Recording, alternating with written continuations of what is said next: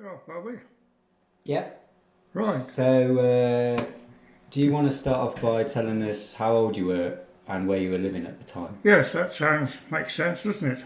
Well, I was 17 at the time and living at 10 Hewitt Avenue.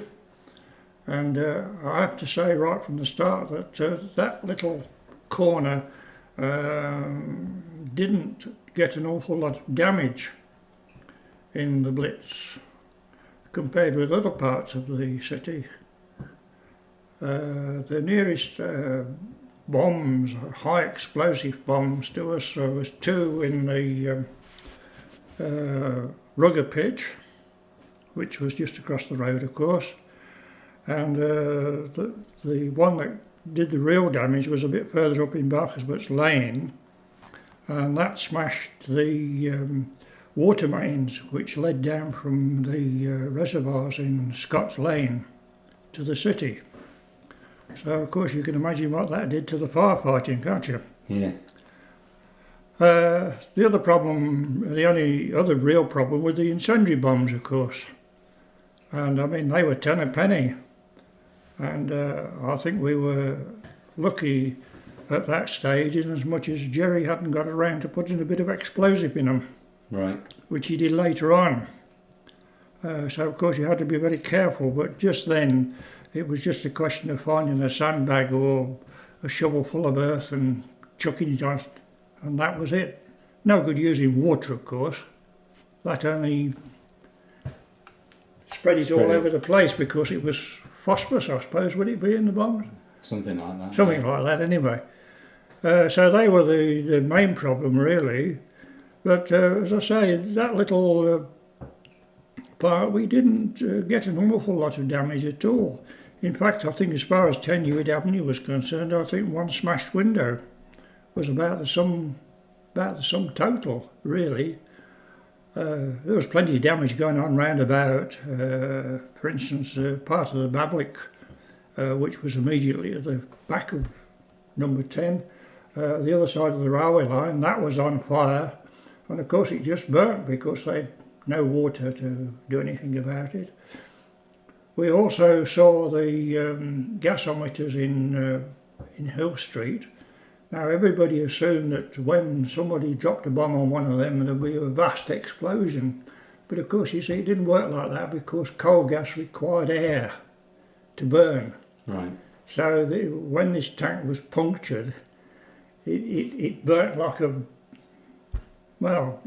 Roman candle affair. Yeah. Until the whole thing just fell in on itself, you see, when the gas was, I suppose there was a vacuum inside it then and it just imploded sort of thing. Yeah. The Albis, the old Albis Works, that was the part of the Albis Works that was on the city side of the railway line. That burnt all night as well for the same reason, of course. We had a splendid view, if you can call it that, of the city centre because we looked due south, which sort of took it all in, you see. Hewitt Avenue was a comparatively modern building in those days. One peculiarity was that the coal house, instead of being outside, was inside. And my dad cleared that out and whitewashed it, and that was our air raid shelter. Not because it was any way safe, but it was the one little place in the house that was safe from flying glass. Right. Because it had got no external walls, you see, no windows. So that was the only reason we were in there. And of course we spent most of the night in there, as you can imagine. Just exactly when the water, gas and electricity, they all disappeared, of course. At what times they did during the night, well, that's like I just couldn't say. I suppose we really didn't discover that until there seemed to be a sort of a lull in the raid. Again, no idea what time it would be, but there did seem to be a definite lull. So, of course, what was the first thing to do? Make a cup of tea. You see, make a cup of tea. Well, of course, that's it. No gas, you see, no gas. Well, anyway, water was no problem. And my dad soon got a fire going because they were open fires. You see, that was all there was to heat. Hewitt Avenue in those days was open fires. Anyway, he soon got a fire going in the front room. Water was no problem because there were 2 rainwater butts outside which were full of water, fortunately. And I mean, in those days anyway, I don't think people knew too much about getting cholera or what have you from contaminated water. In any case, you've got to be boiled to make the tea anyway. So that took care of that. The other thing I can remember mainly there was the Polish airmen. For some reason, there was a lot of them billeted up at the Rialto Casino, which was next door to the Rialto Cinema. Now, the Rialto Cinema was, well, destroyed to all intents and purposes. Why so many of these blokes were killed outside the casino, I couldn't tell you. I mean, whether they were just outside gawping, you know, and they got caught in a bomb blast or something of that sort, I don't know. But anyway, there was quite a few of these people roaming around, helping, putting out incendiary bombs and all the rest of it. There was, I can remember that quite well. But you see, the back of Hewitt Avenue, they were difficult to cover because there was fences between each house, you see, and you'd either got to leg it over them, which was a bit awkward because they got a spiked top, or find a gate, you see. Well, fortunately, Red Hill, he lived at number 2. We knocked around together. We knew our way around there a bit, as you can imagine. It was only going back to kids' days when we went scrumping.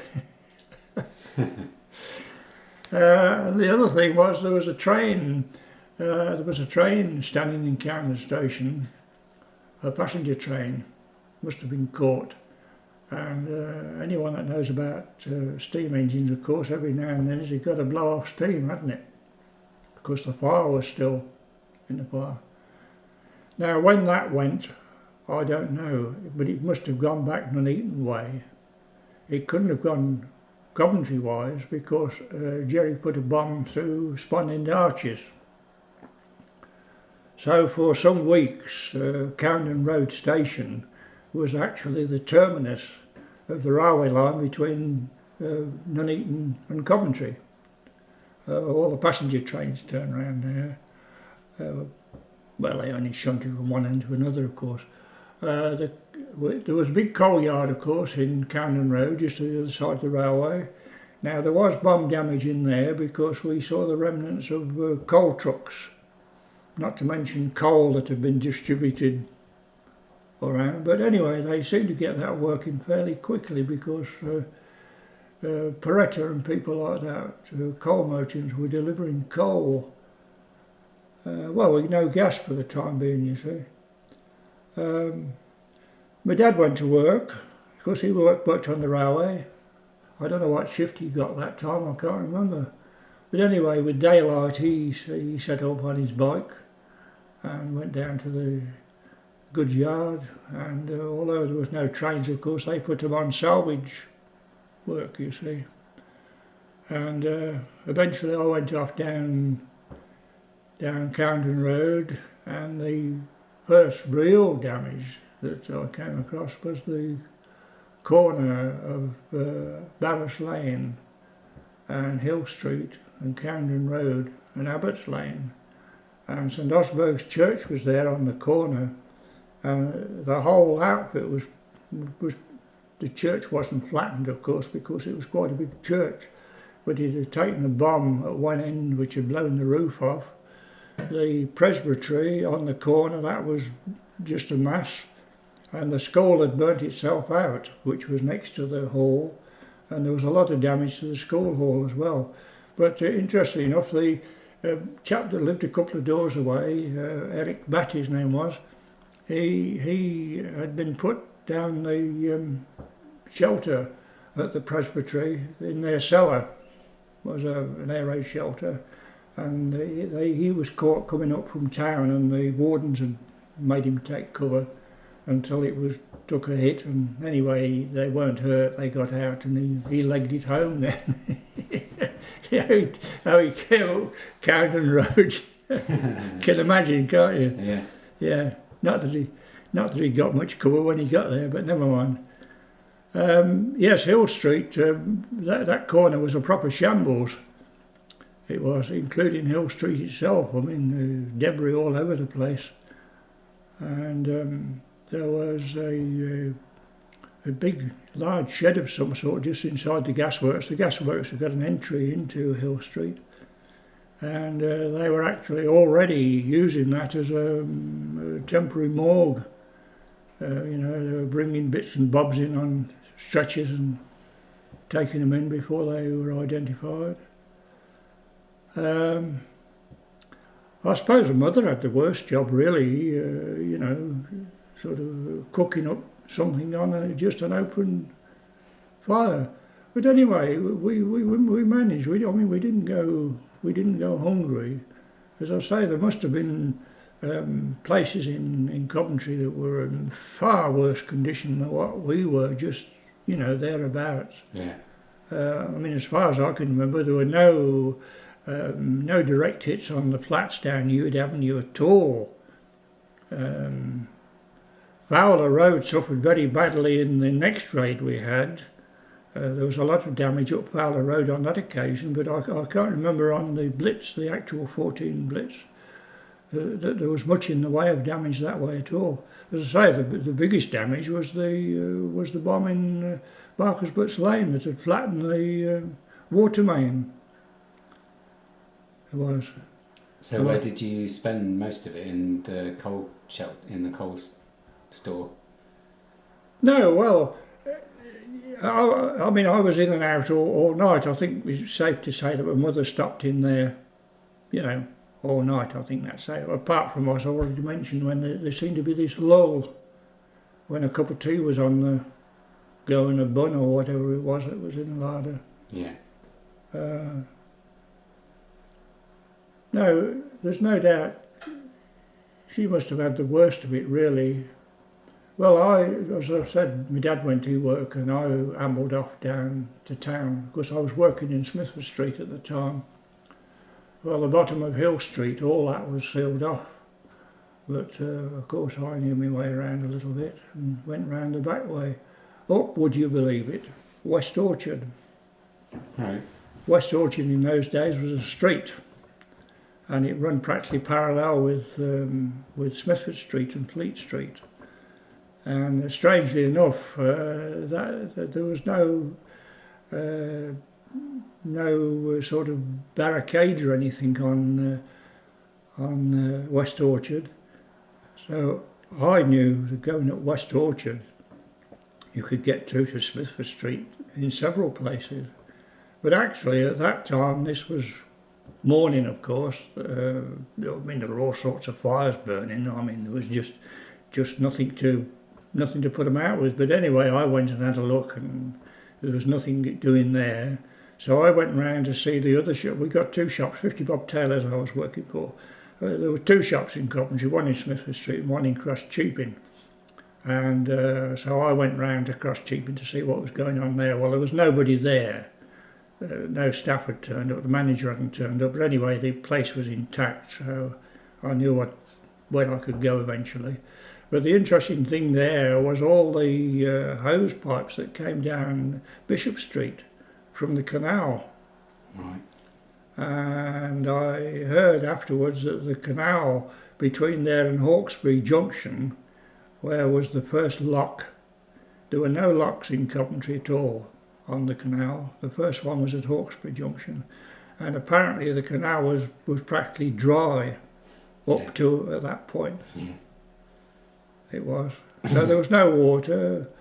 Owens was still burning quite merrily. And of course there was huge rumours going about as to how many thousand casualties there were in the raid shelter under Owen, which of course was all baloney. There was no casualties at all. In fact, that place is still there now. That was the cause of all the problem in Armand Row. That it was the entrance to Owen Owen's warehouse, which was under the store itself, that was made into the air raid shelter, right. And that's still there now. Still so there. That was all a load of hooey. I then ambled off along towards the Hippodrome, and dare I say this, but you know, when I saw that the Hippodrome was intacto, you know, it was a great relief. You see, a great relief. It was. Yeah. You know, I mean, simple things, you know, simple minds, sort of thing. Anyway, Trinity Street, up Trinity Street, that was no problem, about halfway up, and then there was more barricades. So where did I get to? Oh, I know, it's still there. You know, by the Whittle Arch, there's some steps go up to... Priory Place, is it? Priory Place. So I found my way up Priory Place, which in those days ran down into new buildings, which in turn ran out into Hale Street opposite the Coventry Theatre. Of course, that's gone now. I know it. What's the name is in the way? Sainsbury's. Sainsbury's. Sainsbury's You is can speak. You don't have to be the silent one, you know. Sainsbury's is in the way now, Yes. but that street used to run down into Hale Street. Right, So okay. I was able to go up that way and up, and of course the cathedral was gone, and I was literally able to shake hands with George the Sixth, would it be? Yeah, George the Sixth. There was a great carry on up there. There was lots of policemen and people in flat hats and, you know, so on and so forth, and what's the name, steel helmets. You weren't supposed to call them tin hats. Steel helmets, you see. And what it was Georgie boy, he was on his routine, he's doing his little inspection, and he came up St Mary's Street there by St Mary's Hall, which incidentally was damaged. There was some bomb damage to St Mary's Hall, I remember.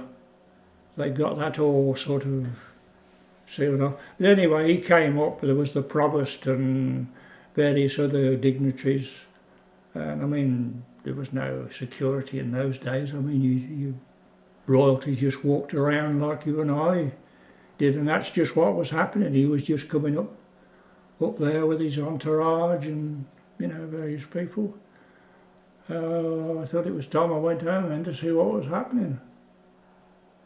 And as I say, I just must emphasise that there was very little damage around 10 Hewitt Avenue at all until I got there, and I met Reg Hill on the station crossing, and he says, "You can't go down there, you know." I said, "Why, what's wrong?"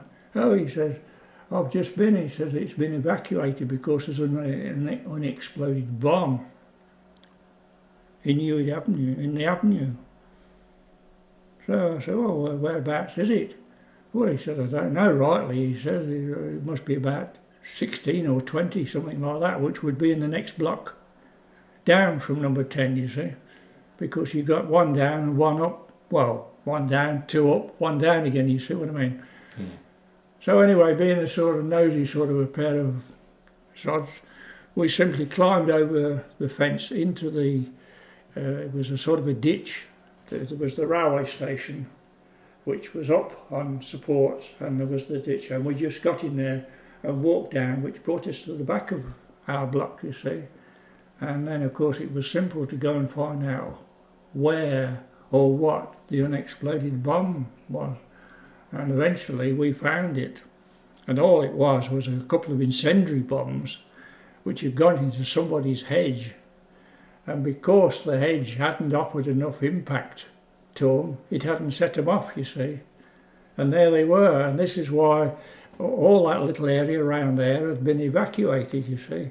So anyway, we went up, and of course this copper on the corner of the street, he went bananas, you see. We told him what was what. So he said, "Well, where is everybody?" He said, he says, "They're in the assembly room at the Cowan," he said. So we had to take this bobby and show him, you see, before he'd believe us.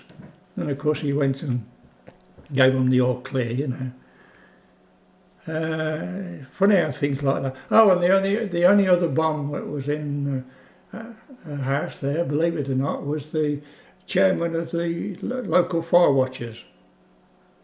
was in his attic. He was an upstairs flat, and apparently they had access to the rafters above, up there somewhere, and this bomb had come in through his roof and into the back room, and for some reason that hadn't exploded either. And it was some time later in the day before they found that they got an incendiary bomb in the back bedroom or something. You see? But after when that was sorted out, Reg Hill and I took off. We were both keen bikers. We biked everywhere, and we went through, believe it or not, to Shilton. And going along that road there, what is it? Potters? No, not Potters Green. Shilton Lane. Anyway, along there's a canal bridge.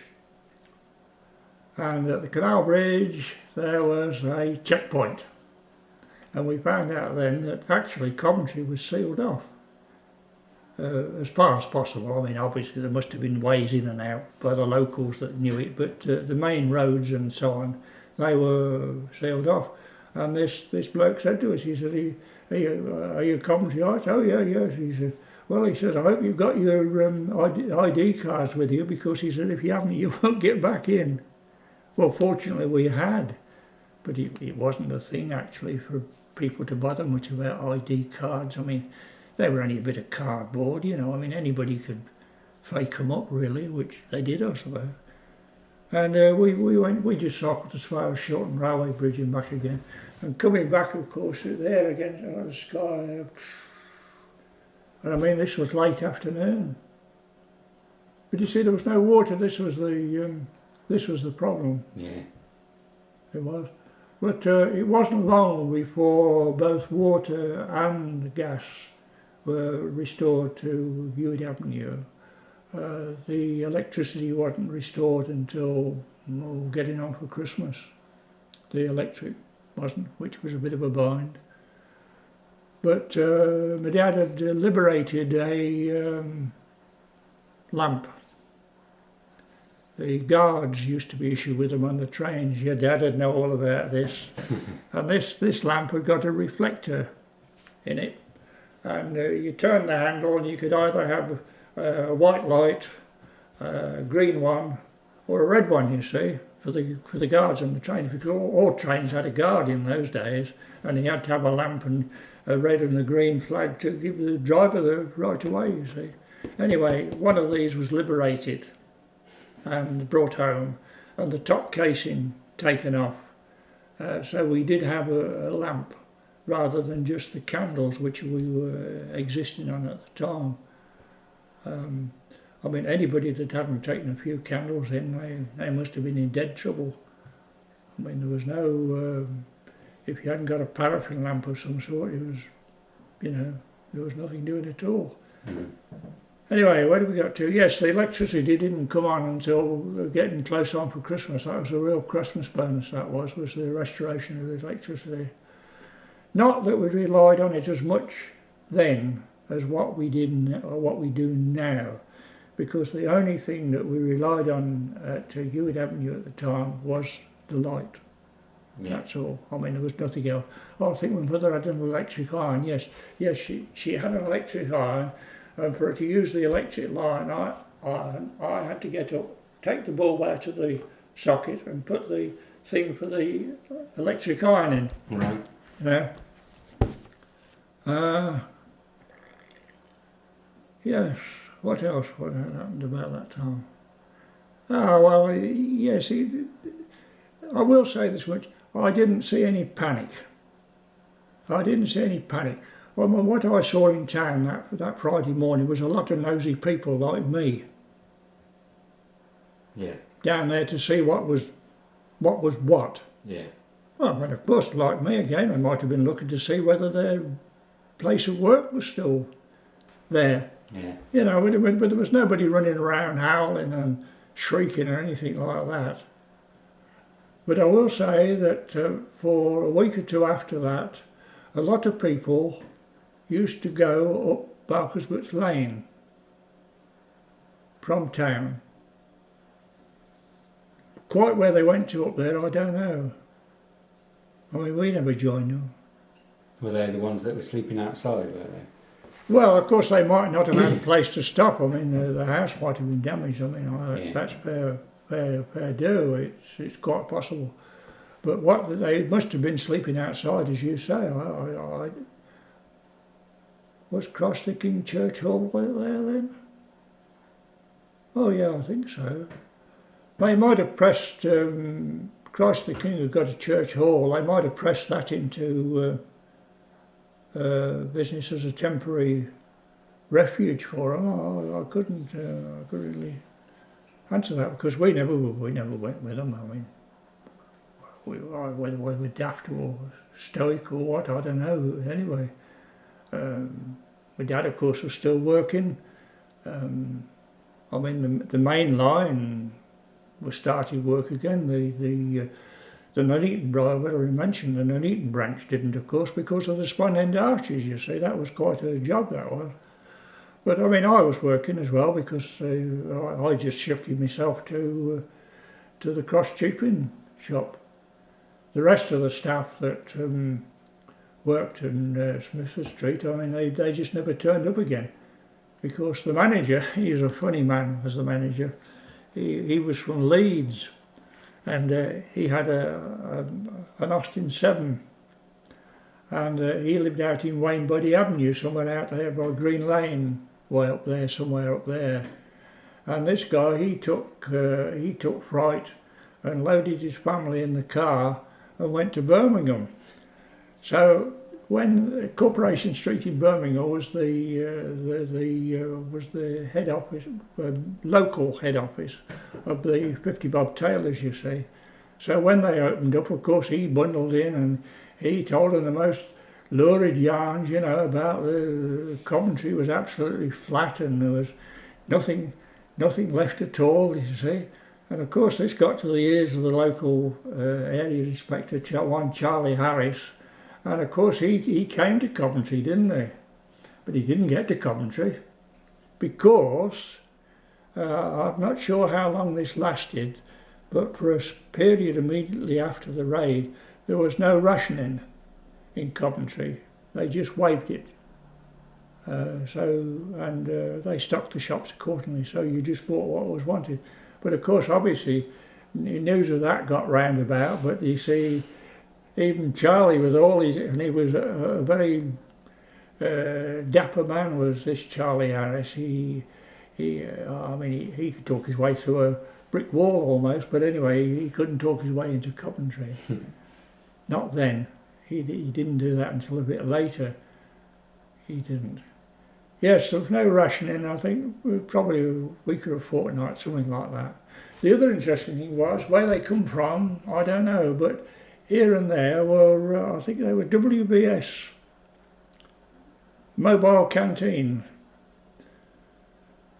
doling out tea and corned beef sandwiches.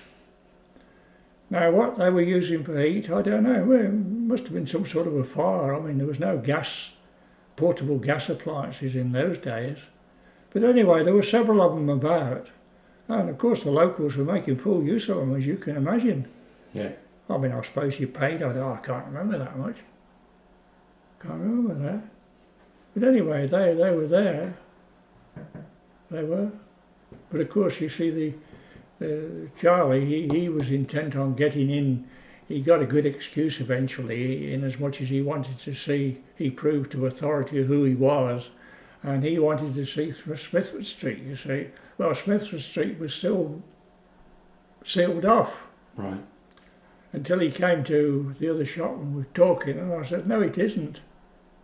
Oh, he says, what do you know about it? Oh, I said, I've been and had a look. He said, really? Couldn't believe it, you see. I said, yeah, no problem at all. Oh, he says, come on then. And with that, he picked up his hat. Come on, he said, get your coat on, laddie. He says, I want to see. And all it was the back way through the White Lion pub. And the White Lion pub is just about where Marks and Sparks meets, I think it's HMV shop now, isn't it? Yeah. Well, originally it was a Boots there. There was a Boots there, small Boots there. and the White Lion pub was just there, and you could come through from West Orchard into Smithford Street that way, and that of course was one of the ways in that wasn't covered, you see. Mind you, having said that, from there up to Broadgate there was nothing in Smithford Street anyway. Oh, I don't know what it was cordoned off for, I'm sure. Oh, I can't imagine. Because you wouldn't know the arcade, but there was the City Arcade which led down to the market. Not quite where it is now, but in that area was the Barrack Square Market, because Coventry used to be a garrison town at one time of day. And that was the barracks down there, and that was the Barrack Square Market. But anyway, from there down back towards St John's Church, it was more or less intact. The buildings, I mean, all the fronts were blown in, of course, from the bombs and so on, but the actual buildings themselves were intact. Yes, that was quite an eye-opener to Charlie, that was. Yeah, I bet it was. Quite an eye-opener. So as I say, my job, of course, was no problem. I just latched onto branch 265 it was, cross-cheaping. And nobody ever really knew where cross-cheaping ended and the Burgess started. No. I wouldn't like to try and tell you now. No. Well, what I will say is this, that the first building that we knew to be in the Burgess is still there. And if you look sometime on the right-hand side, looking towards, looking up towards Broadgate, if you look on the right-hand side, there's a building there, and up above in the brickwork is notice the effect that it was, what's the name, what was the other name? Oh dear. Burton's. There was Burton's on the 50 bob. They had the retail trading, that sort of thing, practically between them, you see. And if you look up there, I think you'll find even now, there's, in the brickwork, is Burton's and a date. Right. And I think you'll find that is the Burgess. Cross-cheaping is up where the arcade is. Yeah. Now, you know, that's cross-cheaping. Yeah, that sounds about right to me. Yeah. I'll have a look for that. Yeah, you do. Yes, I'm sure it's still there. I'm sure it's still there. But anyway, that was all, that part of the shopping, that was all still intact. Other people, oh yes, its windows had been blown in, but I mean, most windows were blown in, you know. It was not so much direct hits, but just sheer blast from the bombs, of course, the high explosive bombs did that. In spite of the fact a lot of people put sticky tape and, well, it didn't really affect the issue at all. No. It didn't. So how did you feel about it afterwards? Were you angry that they'd attacked the No. There's a lot of trollope been written about the Blitz. You see, the point is this, Tony, that people had got to get on with their life. Yeah. You see, that was the overriding factor, was getting on with the life. All right, a lot of people hadn't got a job anymore because, make no bones about it, boy, they caught the factories all right. They did indeed. Yeah. Not half. Yeah.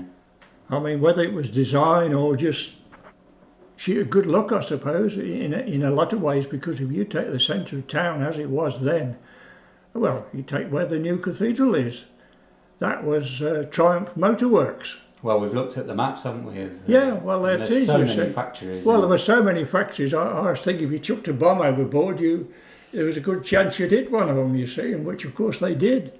So I mean, a lot of people will be out of jobs, admittedly, but I mean, there was just as many places which were still working and working very quickly after the raid as well. I think the biggest problem a lot of them had, of course, like we had Hewitt Avenue, lack of electricity. And there is one little thing about the lack of electricity, is that on the morning, the only all clear that was sounded by the bullhorn up at one of the factories on Lighthall's Lane.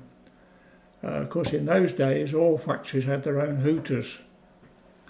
and a lot of the factories, of course, were still run by steam, and this was one of them. I think I forget whose factory it was supposed to be now, but that was the only one that sounded an all clear, because they got a steam hooter. Yeah. You see, as all the others, there were a lot of them on poles, masts, with the two-ended siren on top of it, you see. Well, of course, they were all electric. So no electric, no all clear. The one we heard at the commemoration was a wind-up one, wasn't it? And that was a bit rubbish. You wouldn't have heard that anyway, would you? Well, I think a lot of rubbish has crept in, of course, over the years, over the Blitz. No, we didn't feel anything. I mean, you just got to get on with your life. I mean, as the factories were repaired and done up, folks just went back to work again. Yeah. As I say, there was a lot of people did for some time make their way up Barker's Butts Lane at blackout time sort of thing, but I don't know. We certainly never joined them.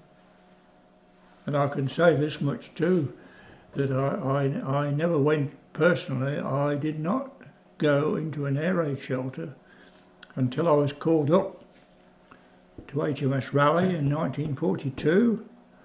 And of course there was, not continual air raids, but fairly often single aircraft would dodge in and drop a bomb or two, that sort of thing, you see. Yeah. And of course immediately the tannoys would give out, Raleigh will take cover. Well, I mean, there was no argument with that at all. If they said Raleigh take cover, well, you just took cover. Yeah. But until then, honestly, I'd never been in an air raid shelter at all. Not for the purpose of shelter. I mean, I'd been in them and seen them, and that's the reason I wouldn't go in them.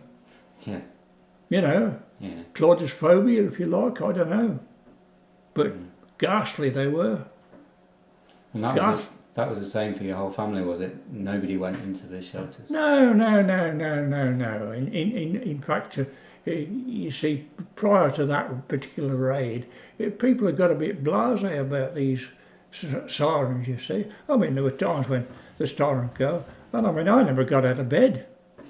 If I was in bed when they went, I mean, I didn't bother turning out. And that applied to a lot of people, you see.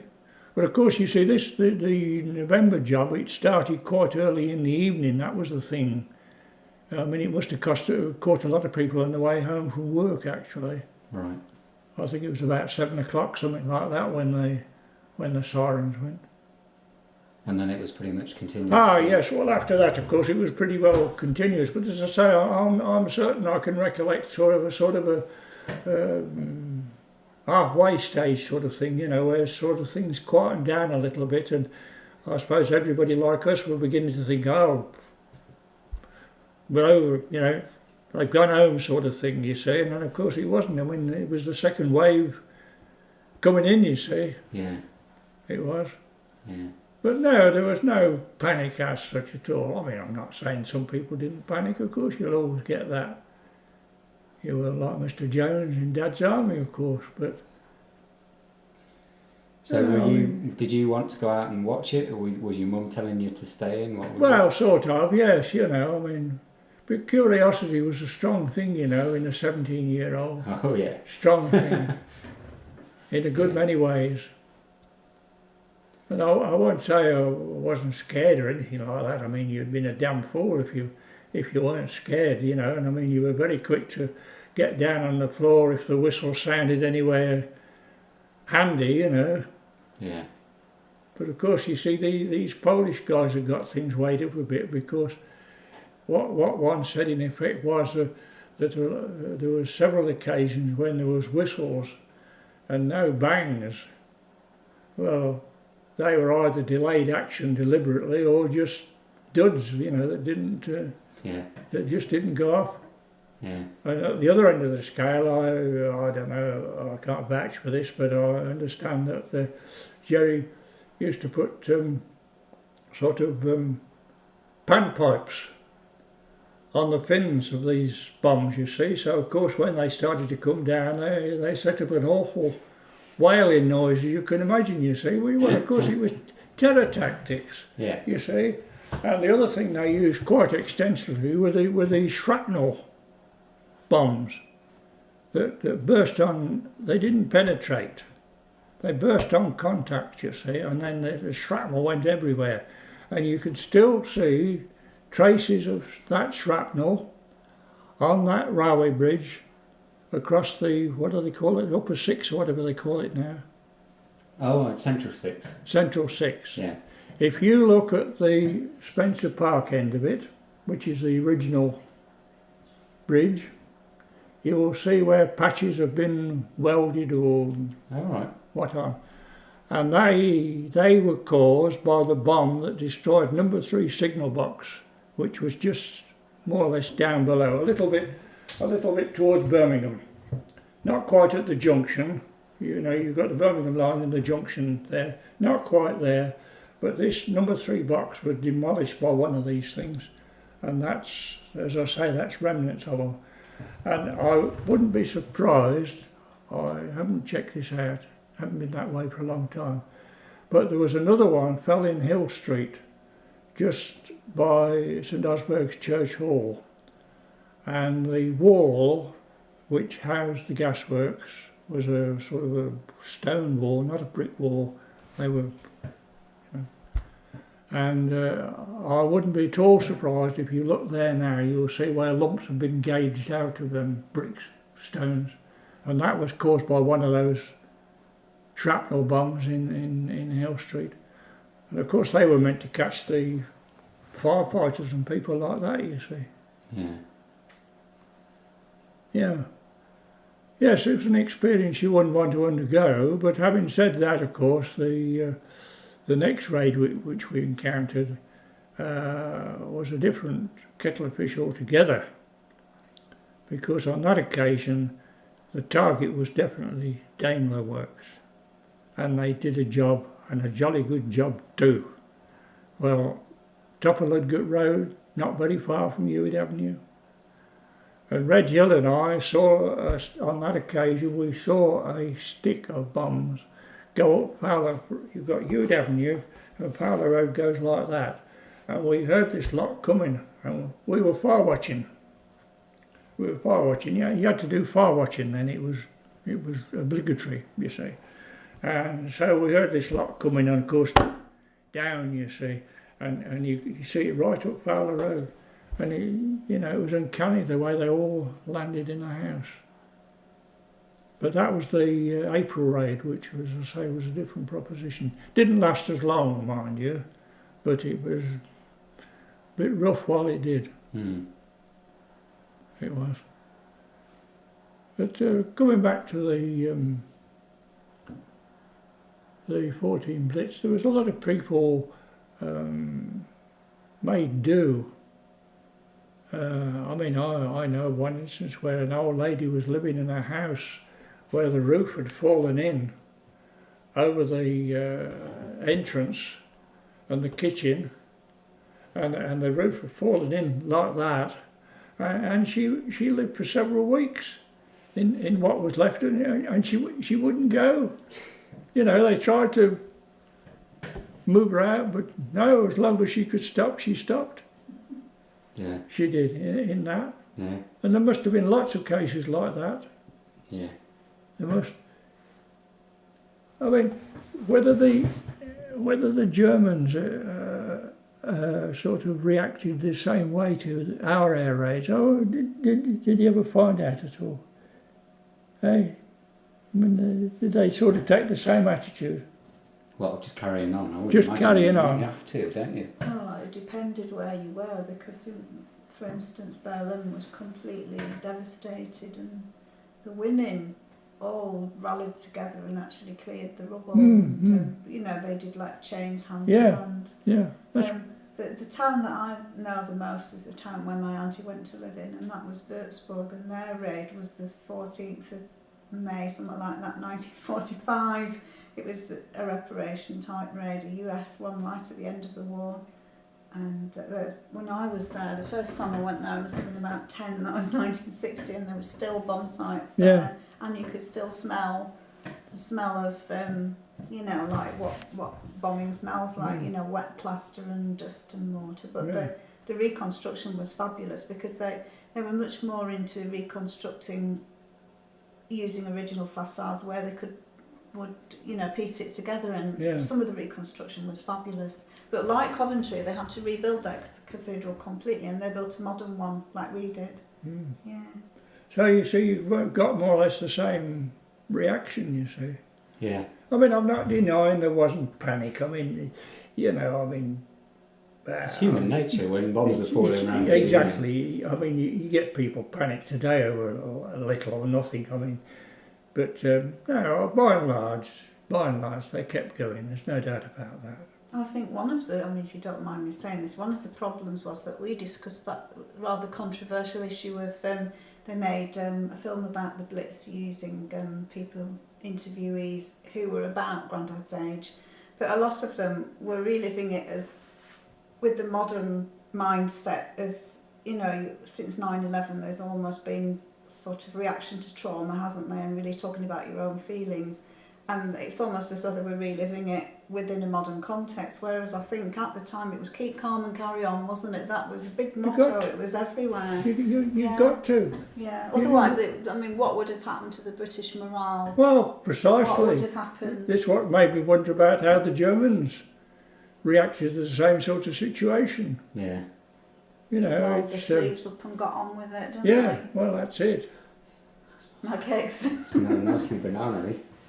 There was one other aspect, of course, and people, I mean, we didn't recognise it in the city, but, you know, outside Coventry, depending on the wind direction, people for weeks and weeks after could smell the burning, you know, because a lot of these cellars, a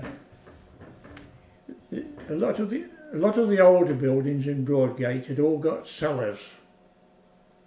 So of course what was left of them fell in on the cellars, and for weeks afterwards you could see smoke spiralling up from, you know, something was still burning underneath.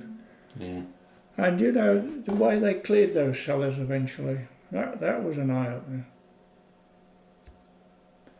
No JCBs in those days, of course. There were mechanical digging machines, but they were vast things, you know, you couldn't just bring them in anyhow. It was the Pioneer Corps. And the Pioneer Corps basically was the scrubbing of the people that were called up to the army. That were no good as a fighting unit. If you ever get Peter Ustinov talking about his wartime experiences, he got it in a nutshell, because he was recruited into that, and they put him next to a chap who had not a word of English. So what Ustinov had to do was to translate the word of command into whatever language this bloke could understand. So their moves were always a bit later than the others. Have you seen Dad's Army at all? Corporal Jones? Hey? You see? I mean, all these comic bits, there's a grain of truth in them, some way or other. But anyway, as I say, it was the Pioneer Corps they drafted in, and they were virtually human chains of brickies. And there was a truck of some sort, and bricks and bits and bobs were passed hand, you know, just like that. Yeah. That was weeks after. Yeah. It was. Oh yes, it was a real shambles. There was no doubt about that. I mean, it certainly took people by surprise. Shall we put it that way? It did. But no, we didn't. really. I don't know what older people felt like, of course, but I mean, at 17, you know, it's got to be something really drastic to worry you. Well, it had then. I mean, it's different today. There's so many pressures on youngsters today, but I mean, we hadn't got those sort of pressures. I mean, the thing was, you left school at 14 and you went to work, and that was it. Yeah. You know, I mean, what you did in your spare time, what did you do in your spare time? Pictures, of course, if you could afford them. I don't know. Stamp collecting. Eh? Stamp collecting. Yes, stamp collecting. Things like yes, yes. Well, Hobbies. yes. I mean, Well, everybody's got well, hobbies. people did have hobbies. You know, I mean, obviously, girls come into it as well. I mean, you know, lads are 17. Well, lads are 17, whatever. But no, it wasn't such a sophisticated society as we've got today. It was a simpler way of life in a good many respects. And I suppose that's one of the reasons that the Blitz didn't make that much difference to the way of people living. Yeah. You see, because they weren't living in high expectations for what they'd lost, because they hadn't had it in the first. No, I fully understand. No, if you dropped a bomb today and my electricity, my gas and my water went off, Done. that'd be the end of my world. Yeah, that's right. Yeah, done, finished. Yeah. I mean, here you couldn't even boil a cup of water, could you? You couldn't. No. You're stuck. So, you know, things are. It's very difficult. It's very difficult to try and tell anybody today what it was like then, because you see, this is a bit of psychobabble now, I think. Your mind's changed. You think differently today to what we thought then. Yeah. You know, I mean, it's a job to define really just how things have changed. Yeah. It is. Yeah. No, I would say that, but by and large, after the Blitz, you know, things settled down after a bit and things went on not as normal, of course. They never would be normal again. I mean, for one thing, of course, it dished the trams. We used to have quite a few trams. They never ran again. It did that much damage to the wires and track and one thing and another. And the other thing was, of course, there was a whole lot of the local buses were destroyed as well. So for some time after that, we had oddball buses from all over the country, you know, just to patch up the route sort of thing, you know. Yeah. And most of them, wherever they come from, somebody had just done a job with a paintbrush. You know, just painted out where they'd come from, you know. Yeah. So it was interesting from that point of view. It was. But as I say, coming back to Hewitt Avenue for a moment, as I say, we had the fire in the front room. Well, there was a fire in each bedroom as well, but they were very small. But the fire in the front bedroom, we weren't too badly off for coal. And as I say, water we were all right for, because there was these two big water butts outside that were actually full. It seemed to be the thing in those days, before the Second World War. If you built a property, you automatically built in some means of saving the rainwater. You know, I don't know. Well, Tank at 55. a tank, You saw that, didn't you? 23. 55 was built in 23. So that was a fair representation of houses that have been built about that time. Right. Hewitt Avenue couldn't have been that much behind them. I couldn't have been above, I don't think I'd started school, and I was born in 23, and I don't think I'd started school when we moved to Hewitt Avenue. So that would be 4 or 5 at the outside. So well, that'd make it about 28, wouldn't it? 29, something like that. Yeah. And they were still building houses and flats and so on with provision for rainwater. Yeah, that's a good idea. The ladies used to say it was very good for washing your hair because it was soft, you see. Coventry at that time had a reputation of very hard water, very hard. And of course your rainwater wasn't like that at all, it was soft. But as I say, it certainly, washing was a bit of a problem of course, but anyway, we survived, didn't we? Yeah. Well, I mean, proof of the matter is I'm sitting here jawing to you now, Yeah. you know.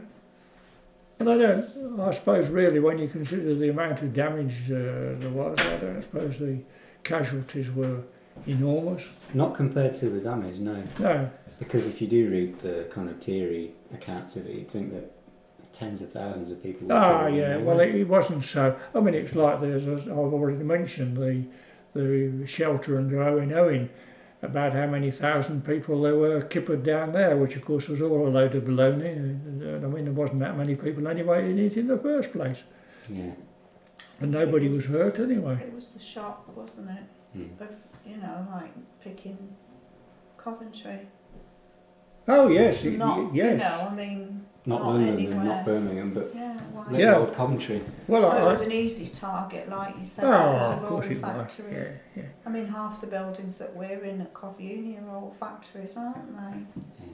Like we're in the Hotchkiss at the business school, and if you go up to the 3rd floor, there's a whole history of the Hotchkiss. Yeah. It's really Yeah. interesting. And Oh. down below in the basement is the original oak staircase. Get away. An Alma building where the admin is on Canterbury Street, that's the old Singer factory. Yeah. And they've Yeah. kept the original admin. The domestic bursar hangs out in the original admin offices. They're sumptuous, absolutely fantastic oak-lined boardroom. Yeah. Mm. So they've preserved a lot of stuff as well. Yeah. Well, of course, that place you just converted at the bottom of Gosford Street. Oh, yeah. That was a car At factory the out, originally. at the Ashley's. bottom, yes. Yeah. Ashley's, yeah. The Collis Collis Court. Court. Yeah. That's where the old Port Cullis was, the original gate of Gosford. So that's why they called it Collis Court. Yeah. It's the old word for Port Cullis. Mm. So a lot that of was factories called did that. survive, Yeah. but of course they'd all, by this time they'd built a lot of these places on the outskirts. What do they call them? Shadow factories. Yeah, there was a lot out here Yeah, because we're doing the history of the hostels Yeah, and lots of people. You know, they that's just used to send you a letter. If you were like, say, Grandad's age and you weren't already working or whatever, you got a letter saying you will go to, Where right are on Dunsmore Shadow Factory and you will stay at Baggington Fields. And you had to go, but they actually had a high old time. It really wasn't so bad. And many people met their spouses at there was men's hostels, women's hostels, there was dances, there was cinema, parties. Your meals were catered for, so that got you over the problems of rationing. I mean, if someone prepares it for you, it's a lot easier than going around with points books, isn't it? Oh, Yeah. that was a right pain, that was. But of course that didn't bother youths much, most of us have still got mothers, that sort of, took on that. Well, of course, it was only, I believe it was only sort of towards when things got really tight, that married women were being pressed into jobs for the war effort. I mean, unmarried women were certainly done quite a lot earlier than that, because the girl that used to be the cashier at the 50 Bob, I mean, she was given a notice. She ended up in, it was Swallow in those days. It became Jaguar eventually in what was it, Lighthalls Lane, I think.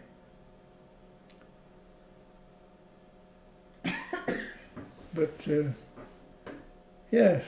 It was the biggest mobilisation of manpower that they'd ever had in the whole country. It's amazing how they did it. And you could have someone billeted on you as well. Oh, yeah. Happened a lot in Willenhall Yeah, because of the shadow factories. Yeah. Quite a few of the older people told us how they got someone billeted on them. That And was George, right pain in Has he the got a neck. timer? 83. No. 83 Windmill Well, it has, Hill, yeah, but I didn't use it. they had an airman. Oh my. Well, a balloon barrage actually. There was a balloon in the field in front of them, and they had this chap billeted on them. He did.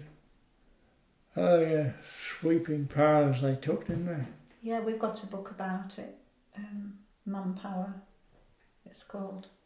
Though of course it was a lot of woman power as well. Yeah, of course it was. Yeah, no doubt about that. Yeah.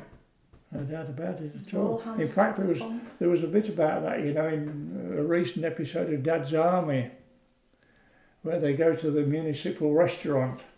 That was a thing that cropped up after the British restaurant. restaurant, yeah. Mass feeding, you know, cheapo, do it. Oh, my dad And said it was disgusting. they go to this one and they're offered toad in the hole or snook.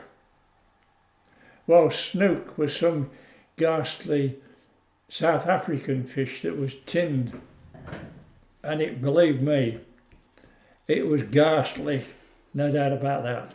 I mean, we had whale meat as well, but I mean that was comparatively innoxious, you know. I mean, as I say, if you're hungry, you really are. But not snook. Snook got a very bad name indeed.